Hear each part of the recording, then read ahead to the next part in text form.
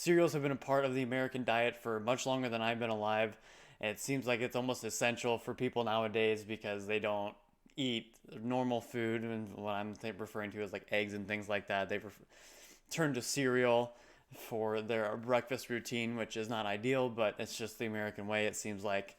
But recently there was an article released that shows that chemicals that they use specifically in wheat based, which is Cheerios and Quaker Oats and things like that, is actually linked to infertility. And so we're going to go over the article and the study and kind of see what exactly is going on there because it looks like a lot of Americans are now going to have more trouble with having children, which is already a big problem as it is because less and less people are getting married nowadays, it seems like. So let's go ahead and jump in. This is an article from the New York Post, and it says 80% of Americans test positive for chemical found in Cheerios and Quaker Oats that may cause infertility and delayed puberty. It says 4 out of 5 Americans are being exposed to a little known chemical found in popular oat based foods, including Cheerios and Quaker Oats, that is linked to reduced fertility, altered fetal growth, and delayed puberty. The Environmental Working Group published a study on the Journal of Exposure Science and Environmental Epidemiology on Thursday that found a staggering 80% of Americans tested positive for a harmful additive called chlormequat. And so this is the study over here that I have pulled up, and and apparently it looks like the study was done on urine from adults in the US from 2017 to 2023. And so to absolutely nobody's surprise, they're using chemicals that are harmful to people on food. I mean, are we, like I said, is it really even that surprising at this point? No. I mean, these companies try and find ways, whatever they can do, to keep their costs as low as possible.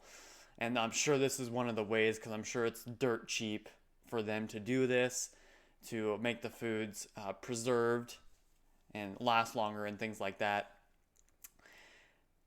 It's kind of unfortunate, obviously, but let's go ahead and read the article. It says chlormequat chloride is a plant growth regulator whose use on grain crops is on the rise in North America. Toxicological,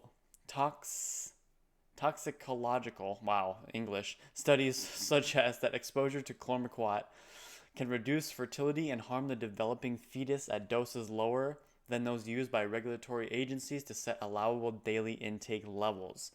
Here we report the presence of chlormequat in urine samples collected from people in the US with detection frequencies of 69%, 74%, and 90% for samples collected in 2017, 2018 to 2022, and 2023 respectively.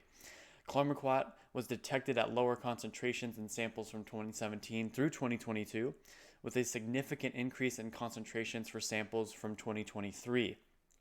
We also observed high detection frequencies of chlormequat in oat-based foods.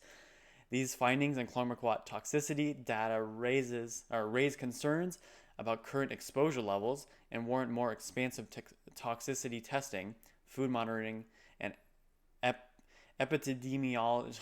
Oh my God. I apologize. Epidemiological studies. These words are so easy and I'm still butchering them. To assess health effects of chlormequat exposures in humans.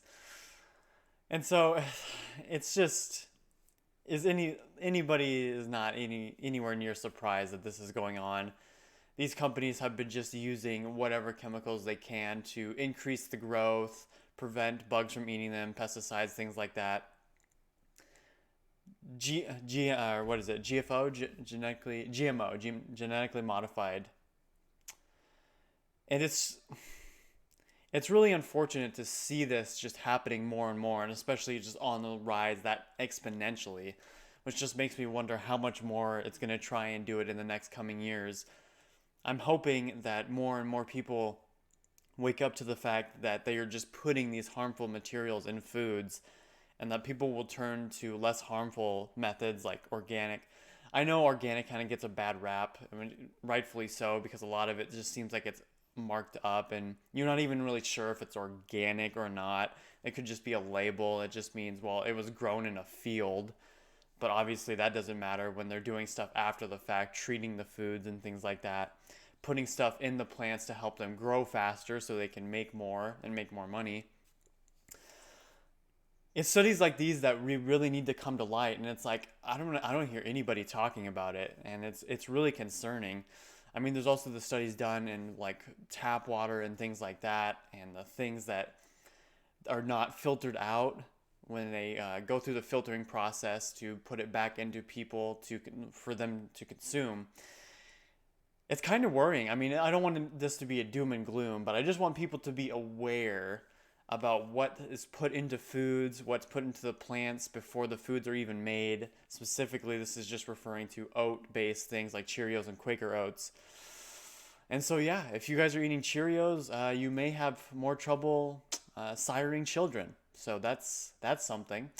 But let me know what you guys think about this. It's definitely not something you would like to hear any day of the week, especially if it's somebody who consumes a lot of cereals, as the American way is these days. I'm sure in other places in the world it's the same way.